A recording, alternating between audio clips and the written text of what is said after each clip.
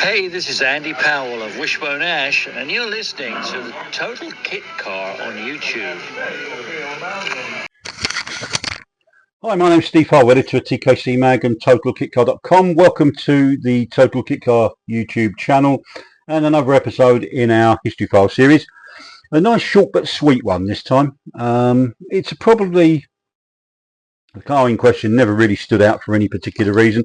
That's an interesting story, and without the photos Neil's going to put up here from our archive even. Nobody possibly would remember that this car was even available. Appeared very briefly in 1985. Was quite a nice thing. It was called the SK Roadster, and it was based on MGB. But its story was pretty interesting. It came from two Ford Dunton engineers, so clearly talented guys who I'll tell you their names: Steve Blakey and Kim Ford, and they were mates, obviously.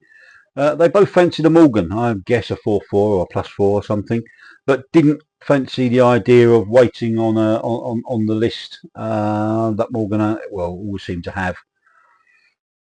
So they decided that as they had the ability during their spare time and weekends, they'd create their own car. It wasn't a Morgan replica or anything like that. However, the rear end was particularly, I'm going to use the word esque, going to put Morgan-esque in there.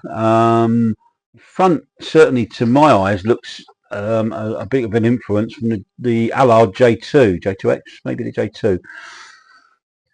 But it wasn't definitely wasn't a replica. As I said, it was based on MGB, and their intention was they build a car for themselves. So they set out to build two.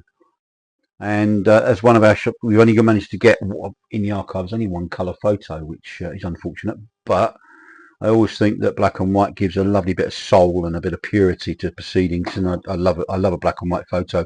However, in this instance, we can see their one and only show appearance at the National Kit Car Motor Show at Stoneleigh, or Stoneleigh Park, or whatever it is we're meant to call it these days. Stoneleigh, eh?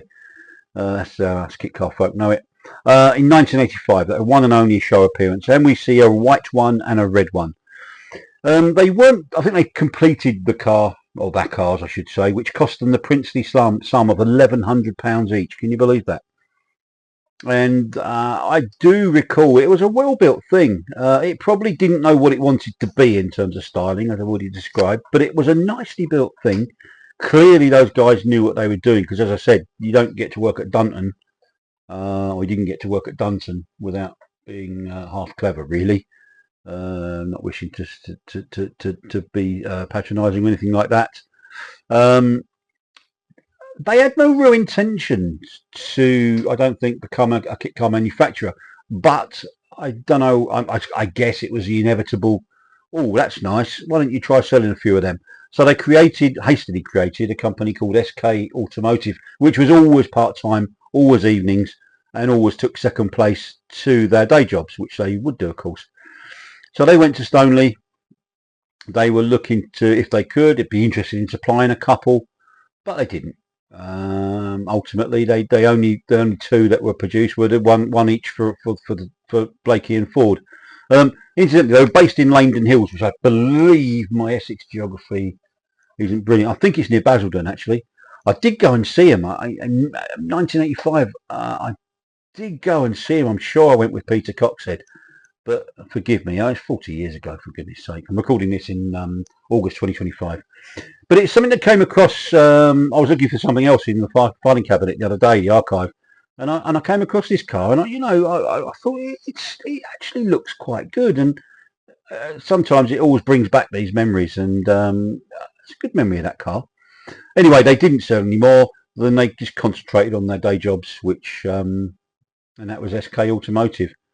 I guess you might have potentially been able to, buy one in 1986.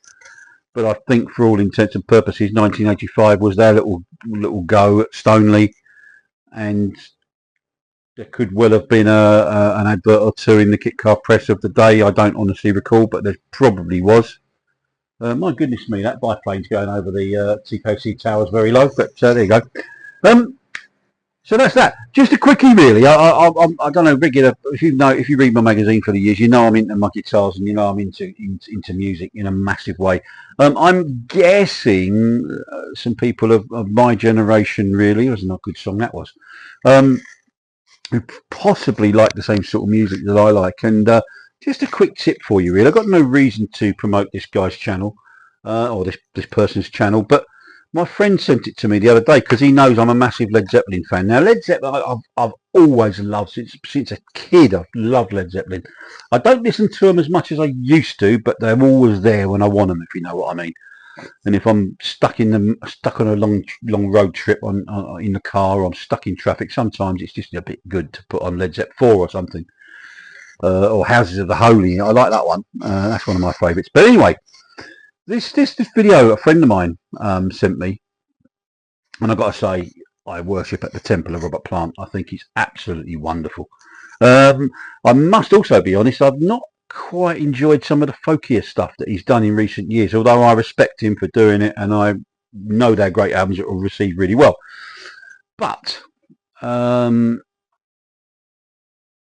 really enjoyed this video. He just recently in 2025, a few weeks back, I'm recording this in mid-August, I think a week or so back, he was a guest of the Deborah Bonham Band, who, if you haven't heard them, by the way, check them out. The surname is rightly familiar, I guess, because Deborah Bonham was a sister of John Bonham, and indeed is the auntie of one Jason Bonham. And her band are great. I've got to big up the guitar player. I've only recently discovered him when I remembered how good Deborah Bonham's band was. I think it's Deborah's partner, I believe. A guy called Peter Bullock. What a fantastic guitar player he is, in my humble view. Absolute beautiful tone. Just archetypal Les Paul tone, really. And he plays it like he means it. Anyway, this video, I'll get there in a minute. This video that was sent to me. The channel is, I think, IOW75, Isle of Wight 1975, I guess. But if you search on YouTube, Deborah Bonham Bands, Ramble On, Crop Ready 2025, Robert Plant, you'll find it. Yeah, that Ramble On original version, of course, 1969 was it, on the Led Zeppelin 2 album, if I'm not mistaken. And incidentally, Robert Plant's got a new album coming out in September, which I think is called Saving Grace. 2 advanced tracks appeared on my YouTube new music feed this week, actually, quite coincidentally, really. And one of the 2 I heard is kind of nice and rocky, so I'd recommend getting a copy and a listen to that one, so when that comes out. But anyway, that's it. Anyway, at the end of her set at Crop Ready this year, on came special guest, wandering on came Robert Plant, in his shorts and looking like he was there for a nice afternoon out. Came on as a special guest. Obviously it wasn't unexpected, but oh my God, I Ramble On, I like that song, but they did a version of Ramble On which has set my spine tingling, and that's the video I'm recommending to you here. Credit where it's due. He's 76 years of age. He still looks fantastic, and I've not heard him sing so fantastically well for years. Absolutely, as I say, just have a listen to that. If you like it, you like it. If you don't, it's still Robert Plant, isn't it, really? Anyway, that's my little recommendation, totally unsolicited, just because I like the video, and I know guys and girls on here like a bit of rock that I like, and I just know that. Anyway, that's enough of that. I hope you enjoyed that video. I hope you've enjoyed this little short one. If you haven't, please, I'm going on like an old stuck record, really. If you, it's not going to cost you anything to subscribe if you haven't already. If you just subscribe, it'd be fantastic for the channel, really. It just gives us a little bit of sort of reassurance that you kind of half like what we're doing. And it gets, I need to say logarithm, it gets the algorithm into more like-minded people's feeds, which helps us. I've just got to say, at the time of recording this, we just crossed the 1,500 subscribers barrier, and I've got to tell you, I am so pleased, and thank you so much to those that have subscribed. It means a massive amount to us, really. I never even thought, when I was persuaded with a rolling pin at the back of my head, only joking, to have a go at this and just put some of the archive photography that we've got and some of my career experiences onto a YouTube channel. It's nothing special, it's very rudimentary, but I hope we provide a little bit of entertainment and give you a bit of information, really. And you get a bit of bonus as well, because I recommend music that I think you'll like, which I'm going to do more of that, actually, although it will always remain the Total Kit Car channel. But yeah, I know only 20% of the people that watch these videos subscribe, so please subscribe, and at least, if you, regardless of whether you subscribe or you don't, just hit that like button. Fantastic. Anyway, I'm going to let you get on with your day. Thank you so much for giving up a chunk of your time to listen to this today. Hope you enjoyed it. A little company that never really, well, didn't set their world on fire, but actually produced a car, a good honest little car with an interesting story behind it, which I hope you've enjoyed. Looking forward to welcoming you next time. And as Robert Plant would, well, regularly says, was it keep rocking until you sleep. So anyway, see you on down the road. Thanks a lot.